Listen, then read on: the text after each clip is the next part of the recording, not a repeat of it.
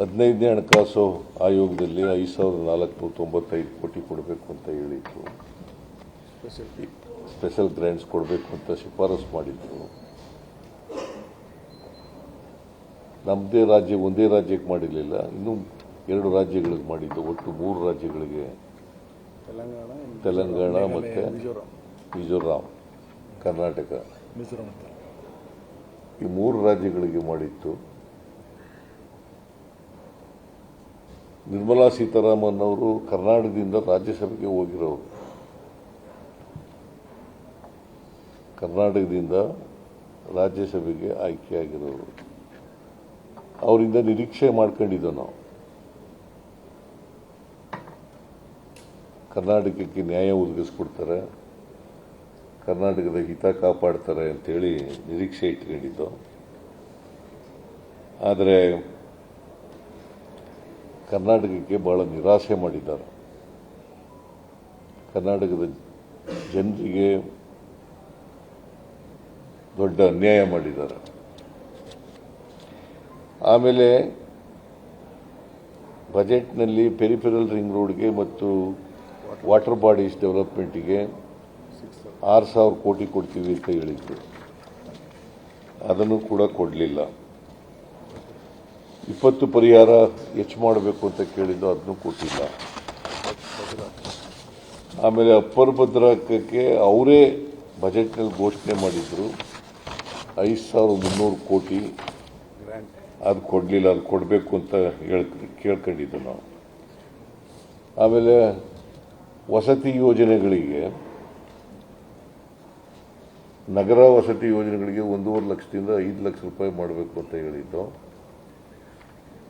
ಗ್ರಾಮೀಣ ವಸತಿಗಳಿಗೆ 1.2ರಿಂದ 3 ಲಕ್ಷ ಮಾಡಬೇಕು ಅಂತ ಕೇಳ್ಕೊಂಡಿದ್ದು, ಅದನ್ನು ಕೊಡಲಿಲ್ಲ. ಆಮೇಲೆ ಕಲ್ಯಾಣ ಕರ್ನಾಟಕಕ್ಕೆ ನಾವು ಈ ವರ್ಷ 5,000 ಕೋಟಿ ರೂಪಾಯಿಗಳನ್ನು ಖರ್ಚು ಮಾಡ್ತಾ ಇದ್ದೀವಿ. 371J ಅದರ ಪ್ರಕಾರ ವಿಶೇಷ ಅನುದಾನ ನಾವು 5,000 ಕೋಟಿ ಕೊಟ್ಟಿದ್ದೀವಿ. ಅದಕ್ಕೆ ಮ್ಯಾಚಿಂಗ್ ಗ್ರಾಂಟ್ ಕೊಡಿ ಅಂತ ಹೇಳಿದ್ದು ನಾವು. ಬ್ಯಾಕ್ವರ್ಡ್ ಏರಿಯಾ ಡೆವಲಪ್ಮೆಂಟ್ಗೆ ಅದನ್ನು ಕೂಡ ಕೊಡಲಿಲ್ಲ. ಸೊ ಅಪ್ಪರ್ ಭದ್ರಾದ್ದು ಕೂಡ ಕೊಡಲಿಲ್ಲ. ಒಟ್ಟಾರೆಯಾಗಿ ಕರ್ನಾಟಕಕ್ಕೆ ನಿರ್ಮಲಾ ಸೀತಾರಾಮನ್ ಅವರು ಚೊಂಬು ಕೊಟ್ಟಿದ್ದಾರೆ.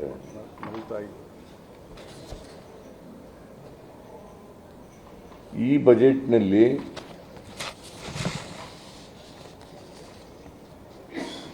ರೈತರಿಗೂ ಕೂಡ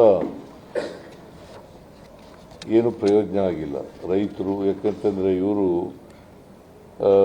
ಬಜೆಟ್ನಲ್ಲಿ ನಮ್ಮ ಆದ್ಯತೆ ಬಡವರು, ರೈತರು, ಮಹಿಳೆಯರು, ಅಲ್ಪಸಂಖ್ಯಾತರು ಅಂತ ಹೇಳ್ಕೊಂಡಿದ್ದಾರೆ. ಈ ವರ್ಗದ ಜನರಿಗೆ ದೊಡ್ಡ ಅನ್ಯಾಯವನ್ನು ಮಾಡಿದ್ದಾರೆ.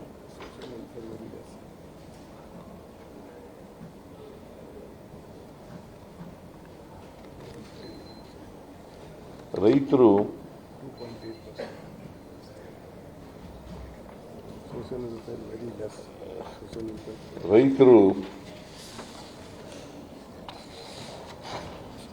ಬಹಳ ವರ್ಷಗಳಿಂದ ಡಿಮ್ಯಾಂಡ್ ಮಾಡ್ತಾ ಇದ್ದದ್ದು ನಮಗೆ ಮಿನಿಮಮ್ ಸಪೋರ್ಟ್ ಪ್ರೈಸ್ ಇದೆಯಲ್ಲ, MSP, ಅದಕ್ಕೆ ಕಾಯ್ದೆ ಮಾಡಬೇಕು ಅಂತ ಒತ್ತಾಯ ಮಾಡ್ತಾ ಇದ್ದಾರೆ. ಈ ಬಜೆಟ್ನಲ್ಲಿ ಸ್ವಾಮಿನಾಥನ್ ವರದಿಯನ್ನು ಯಥಾವತ್ತಾಗಿ ಜಾರಿ ಮಾಡ್ತೀವಿ ಅಂತ ಹೇಳಿದರು. ಅದರ ಬಗ್ಗೆನೂ ಪ್ರಸ್ತಾಪ ಮಾಡಿಲ್ಲ. ಮತ್ತೆ ಕಾನೂನು ಮಾಡ್ತೀವಿ ಅಂತ ರೈತರ ಡಿಮ್ಯಾಂಡ್ ಏನಿತ್ತು ಅದನ್ನು ಕೂಡ ಮಾಡಿಕೊಟ್ಟಿಲ್ಲ. ಆಮೇಲೆ ಕೆಲವು ಇಲಾಖೆಗಳಿಗೆಲ್ಲ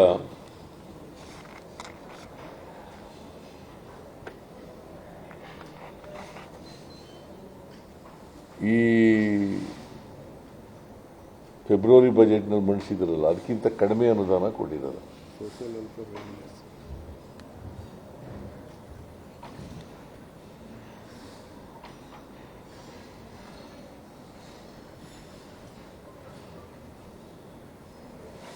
ಶಿಕ್ಷಣಕ್ಕೆ 1.21 ಲಕ್ಷ ಇತ್ತು. ಅದು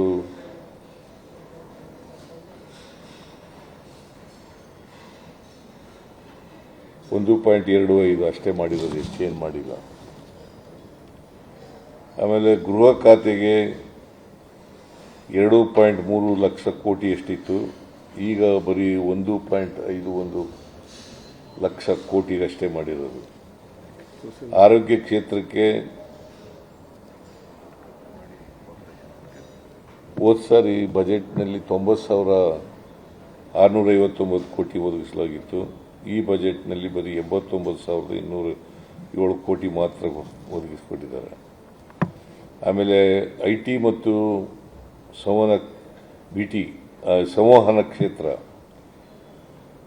ಫೆಬ್ರವರಿನಲ್ಲಿ 1.37 ಲಕ್ಷ ಕೋಟಿ ಅನುದಾನ ಕೊಟ್ಟಿದ್ದರೆ ಈ ಸಾರಿ 1.16 ಲಕ್ಷ ಕೋಟಿ ರೂಪಾಯಿ ಕೊಟ್ಟಿದ್ದಾರೆ.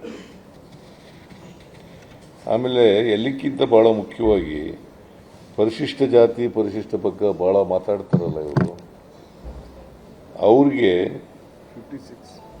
9,409 ಕೋಟಿ ರೂಪಾಯಿಗಳನ್ನು ಫೆಬ್ರವರಿನಲ್ಲಿ ಬಜೆಟ್ನಲ್ಲಿ ಮೀಸಲಾಗಿ ಇಟ್ಟಿದ್ರೆ ಈ ಸಾರಿ 6,780 ಕೋಟಿ ಇಟ್ಟಿದ್ದಾರೆ. ಸೊ ಅಲ್ಲೂ ಕೂಡ ಕಡಿಮೆ ಮಾಡಿದ್ದಾರೆ ಸೋಷಿಯಲ್ ವೆಲ್ಫೇರ್ ಡಿಪಾರ್ಟ್ಮೆಂಟಿಗೆ.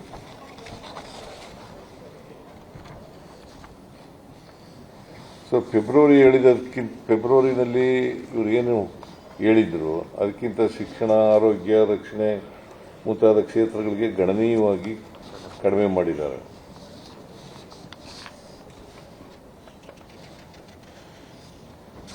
ಸೊ ಇದು ಟೋಟಲ್ ಆಗಿ ಕರ್ನಾಟಕ ರಾಜ್ಯಕ್ಕೆ ಏನೇನೂ ಕೊಟ್ಟಿಲ್ಲ.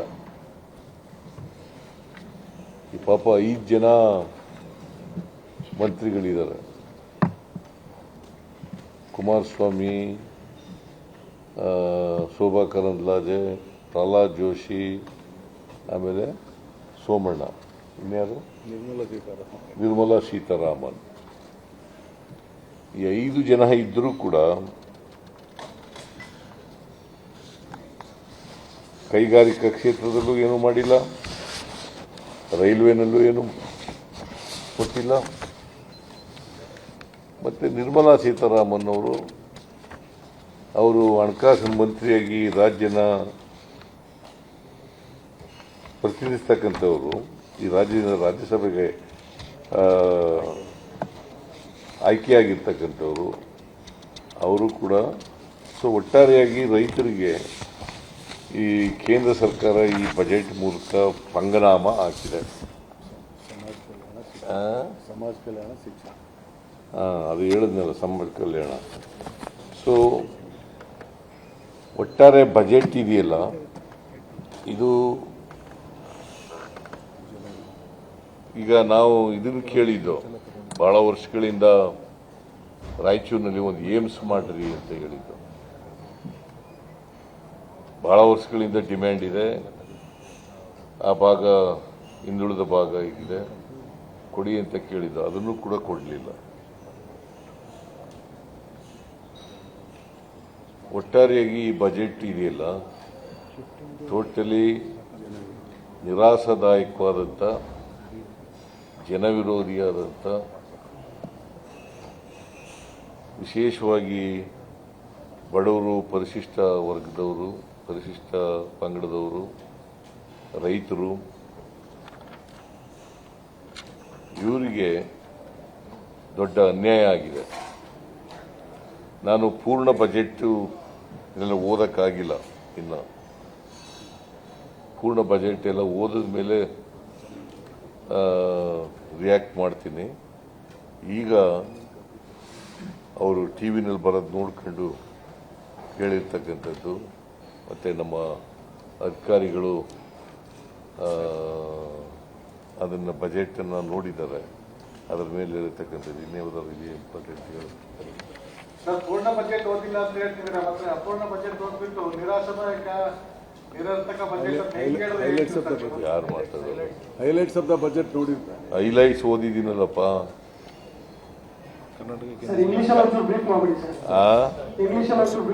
ಇನ್ಕಮ್ ಟ್ಯಾಕ್ಸ್ ಅದೆಲ್ಲ ಅವನಿಗೆ.